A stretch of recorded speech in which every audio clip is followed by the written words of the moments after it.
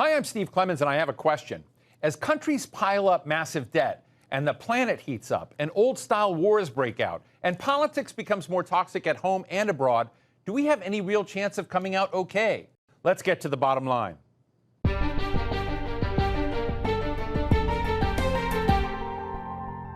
Even before the coronavirus pandemic, it was obvious that something wasn't quite right with the economy, either here in America or around the world. There used to be confidence that the next generation would be better off than the last one. But nowadays, folks aren't so sure. Are we in the middle of a perfect storm that doesn't end well, with so much debt, and with the gap between rich and poor getting worse, and a warming planet, and job-killing technology on the way, and a globe-dividing rivalry between China and the U.S.? With people scared about their jobs and their future, and governments that don't want migration and don't want free trade anymore, are we already in the era of deglobalization, or at least slowbalization, as my guest today calls it?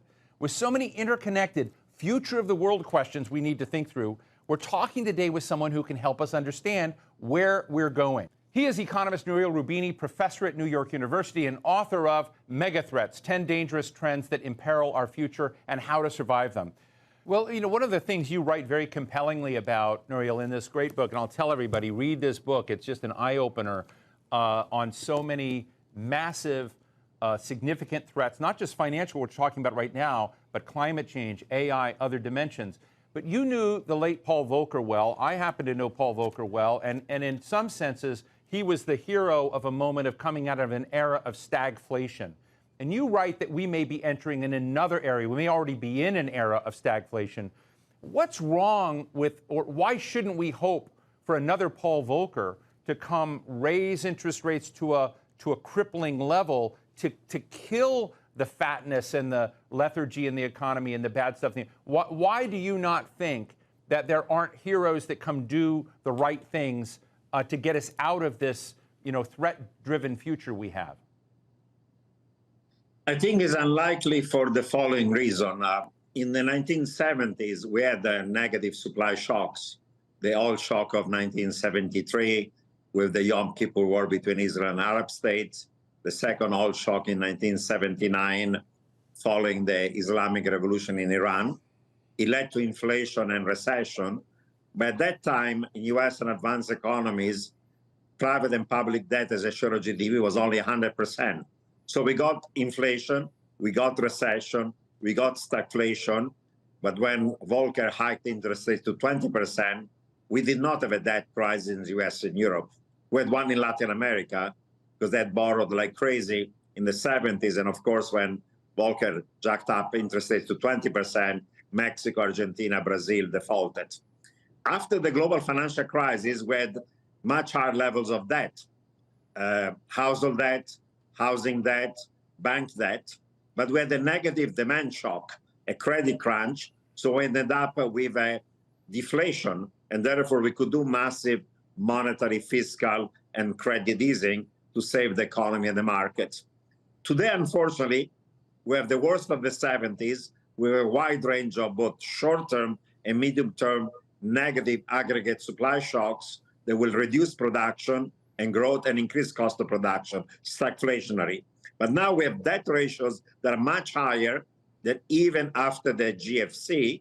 And because inflation is rising, we cannot, into this economic downturn, cut interest rates. We have to do the opposite. The Fed and the other central banks are increasing them to fight inflation. So we have the worst of the 70s in terms of stagflationary shocks and the worst of the post-global financial crisis in terms of unsustainable debts. But now we're raising interest rates. So central banks are damned if you do and damned if they don't. If they do increase interest rates enough to fight inflation, and the Fed will have to go not to 5, but well above 6 because of how persistent inflation is, we can cause both a hard landing of the real economy and a financial market crash, because with interest rate at 6%, households, mortgages, credit card, student loans, auto loans, business loans for businesses, corporate bonds, and of course, even public debts are going to become unsustainable. So we'll have an economic crash and a financial crash feeding on each other. And if instead the Fed were to blink, wimp out and say, we don't want to cause this economic and financial crash, and they do not increase interest rates enough to fight inflation, then like the 70s, we are behind the curve given the shocks. We have a de-anchoring of inflation expectation. We create a wage price spiral, and we ended up with much higher inflation, and eventually with supply shocks, we do not avoid the recession. We end up again into stagflation. So either way, we are in trouble given the shocks and given the much higher amounts of debts compared to the 70s, but even compared to the post-GFC period. You know, you are creatively referred to sometimes as Dr. Doom, and you've said you don't like that term. You prefer Dr. Realist. And in this, and I'll tell our audience now, if you think that Nouriel Roubini was pessimistic with what we've just talked about, wait till you hear about climate change, AI, demography shifts, all these other component pieces that we're dealing with in our geoeconomic and geopolitical ecosystem and the interconnectedness of them.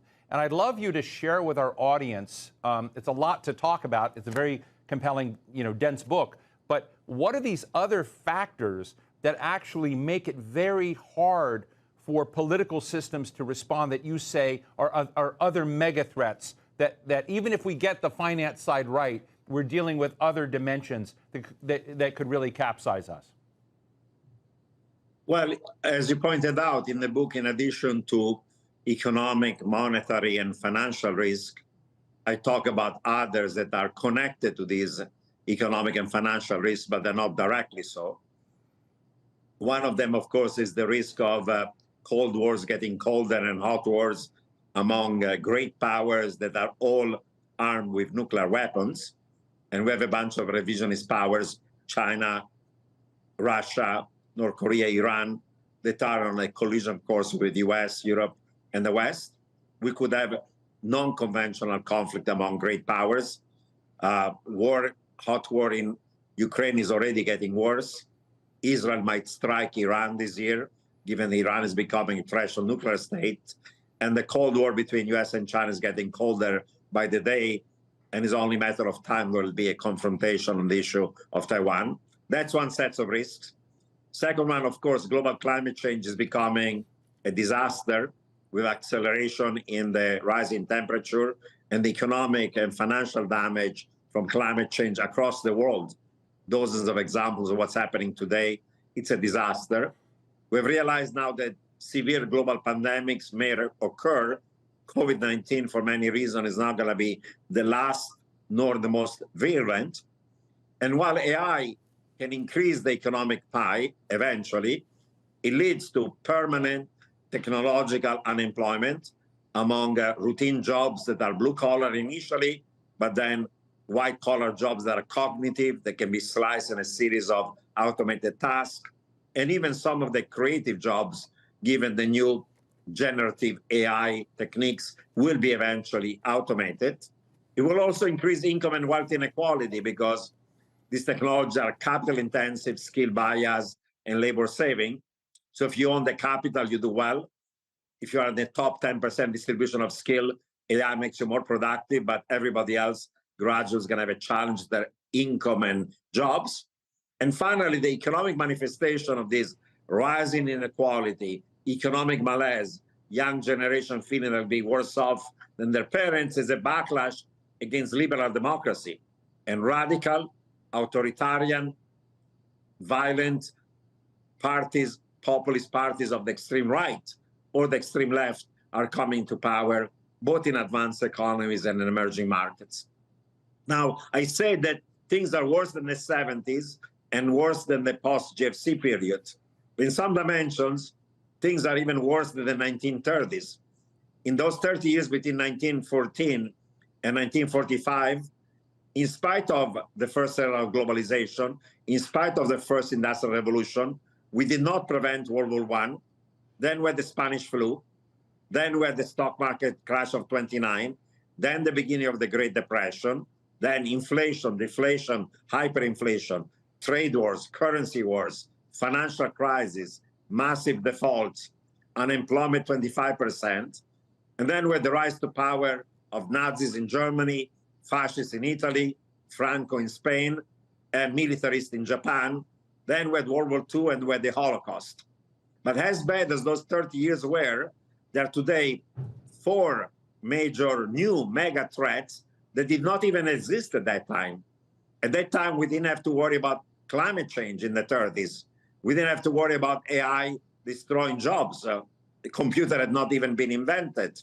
At that time, we didn't have unfunded liability coming from aging. We had just created Social Security, and the average worker would die at the age of 60 before he or she could get the first paycheck at 62. And as ugly as World War I and World War II were, they were mostly conventional wars. It was only at the end of World War II when, luckily, it was the US rather than Nazis or the Japanese who built the bomb. And unfortunately, we had to use it in Hiroshima and Nagasaki to end World War II. But if today there will be a conflict among major powers that are all armed with nuclear weapons, that conventional war would easily and very fast escalate into unconventional. And you could have a nuclear winter that could wipe out a good chunk of humanity. So by some standards, the current geopolitical depression is more dangerous in at least 4 key dimensions than even the ugliest time we had between 1914 and 1945. So what you're talking about is a trap that we're in, that even proactive, positive steps can open the way for other problems. And I'd love you to share with us, am I reading that right? And how hard is it to escape that trap, to deal with that, so that this bleak future, and we have any chance of escaping this bleak future that you write about?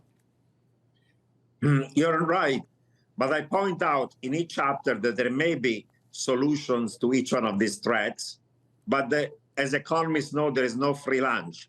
Most of these solutions imply costs and sacrifices in the short run for the common good, domestic and global, over the medium long term.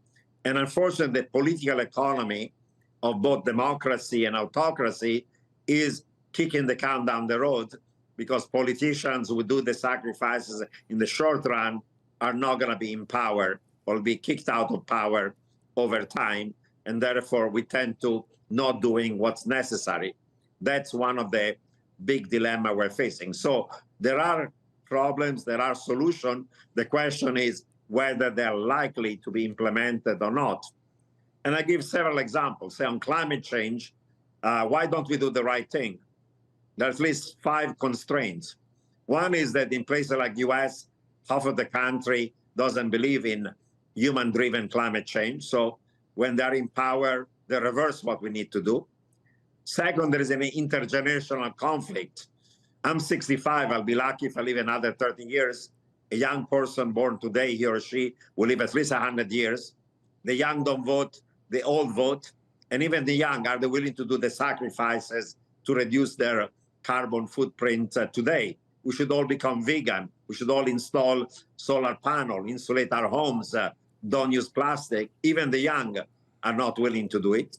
Internationally, you have a free rider problem. If a country were to do all the effort and cost to cut emissions to zero and nobody else does it, they don't get any benefits. The emissions are global and they pay the cost. And coordinating, agreeing 200 countries to the right thing is mission impossible. Then there is a conflict between the rich and poor countries. We're telling China and India, cut your emission to zero in the next 20 years, the way we want to do in Europe and US. They say, you created this problem for the last 200 years. 90% of the cumulative historic stock of emission comes from our industrial revolutions, and we created this problem. Now we're telling poor countries, remain poor, don't grow, to cut your emission to zero in the next 20 years. They say, no way, we're not going to do it. We're going to raise them until we become middle class or rich, and then we're going to deal with this problem. Unless you bribe us, meaning you give us $1 trillion of transfer subsidies a year. U.S. Congress has just passed $4 billion, spare change. No one in a poor country is going to do that for $4 billion. You need $1 trillion. And finally, in a world of global rivalries, U.S. and China don't agree on how to deal with pandemics and was at fault for it. They don't agree on how to deal with economic and financial stability. They don't agree on free trade. They don't agree, of course, on global security. Very hard to agree on climate change. That's why there is so much greenwashing, green wishing, green fig leaves. Most of the ESG investment are just a fig leaf. They're not truly ESG. So I'm all in favor with dealing with the environmental disaster, because if we don't, we're going to destroy the planet. But there are at least 5, and I can give another 5 or 10, obstacles and constraint on doing what's desirable. So the reality is that what is likely to happen, unfortunately, is going to be very different from what's going to necessary to happen. That's why COP at Glasgow, COP at Sharm el-Sheikh were total cop out. We're on the way not to 1.5, not to 2. We're on the way to 2.5, possibly 3 degrees above pre-industrial level. Even 2 is a disaster. 2.5 is catastrophic. 3 is the end of our planet. That's what we're facing right now. You know, one of the challenges you write about is the U.S. dollar losing its role as the reserve currency of the world. And you said that really is, correlated with nations that are powerful. You look at China rising. Larry Summers, the former Treasury Secretary, once said, "Don't worry about this. Europe's a museum, Japan's a nursing home, and China's a jail," as a way to say, we're going to be fine. Where is Larry Summers wrong? It's wrong because the world is going to be divided in 2 major spheres of influence. One around US, Europe, the West, and our friends and allies, and one around China, Russia, North Korea, Iran, Pakistan, and many countries that are doing much more business and trade with China than they do with the West. And they're going to accept the Chinese model of state capitalism and of surveillance.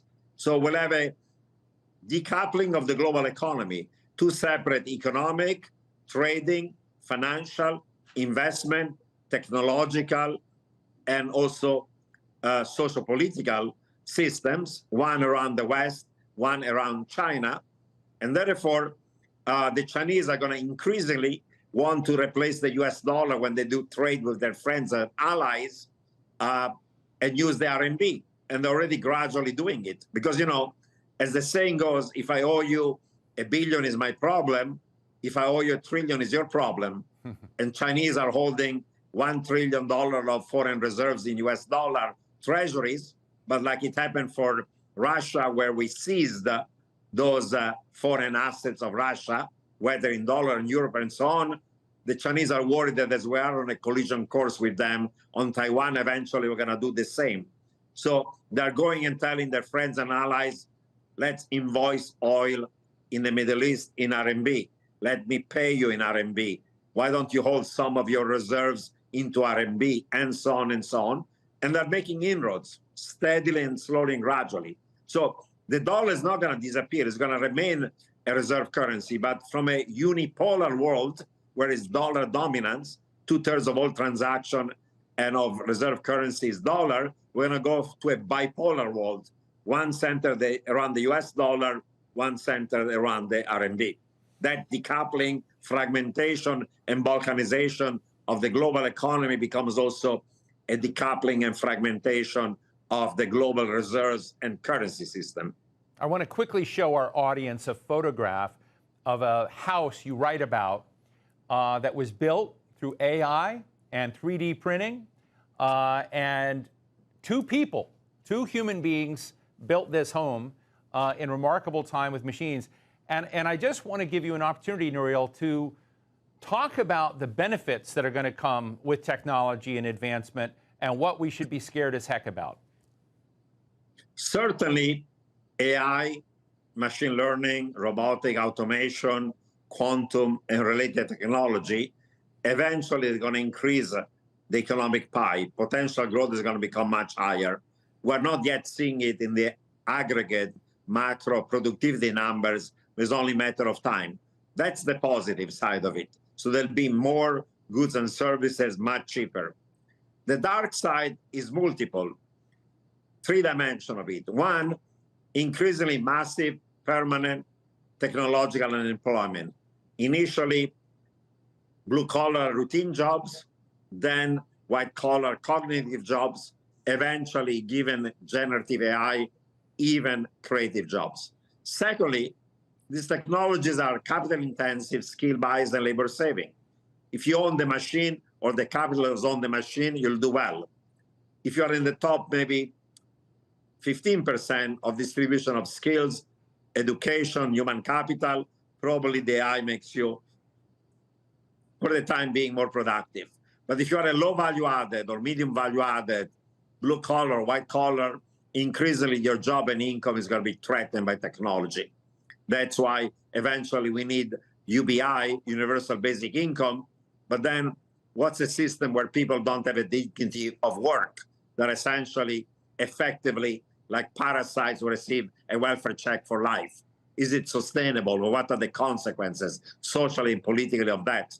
It's a dystopian future, one in which essentially 95% of people live on UBI. It's not a utopian future, in my view. Final thing, most technological innovation derive usually by some governments who want to create bigger weapons to fight bigger wars. That's what led to World War I. That's what led to World War II. That's what led to the nuclear weapons era, and so on and so on. And we know the race on who's going to dominate AI, China or US, is not only who's going to dominate the industries of the future, but who's going to be the dominant geopolitical and military power of our times. That's why last year, Eric Schmidt, former CEO of Google, wrote a book together with Henry Kissinger, our foremost geostrategist of our time in the US, about if China wins the war on AI, they're also going to be the dominant military and security power. And we don't want an authoritarian, state capitalist and aggressive China to dominate militarily the world. Absolutely not. So unfortunately, many innovations lead to weapons that then fight a bigger and nastier war. It happened World War I, it happened World War II, it happened with nuclear weapons coming before nuclear power. And even a startup nation like the Israel, where there's lots of tech innovation, it starts in the military and then it goes to civilian application. The internet was created by DARPA. The Boeing 747 was a military project before it was commercial. So unfortunately, the development of this cyber weapon, autonomous drones and vehicles and robot soldiers, and the war in Ukraine is just the beginning of how AI technology can be used to fight a war, implies the risk of even more violent and more virulent and nastier military conflicts among great powers. Well, in my conversations, I tend to be skeptical of optimism. And so this has been a great conversation. Economist Nouriel Roubini, founder of Roubini Macro Associates and professor at the Stern School of Business at New York University. Thank you so much for being with us today. Great pleasure being with you and with your audience, Steve. So what's the bottom line? It's not about being pessimistic or optimistic. Of course, humanity has survived all sorts of calamities since the beginning of time, and we all hope that we'll flourish in the future. But my guest today is right to point out that so many threats to the world as we know it are happening at the same time. Crazy amounts of debt, artificial intelligence, a new Cold War, a changing planet, and me-first policies everywhere. To me, this last one is the scariest. As individuals and as nations, folks just don't want to compromise or cooperate with each other for the collective good. And it's getting worse as resources diminish and people fight over crumbs. So when global challenges arise, think natural disaster or a global pandemic, good luck getting countries to sit down and do what's right for all of us. And that's the bottom line.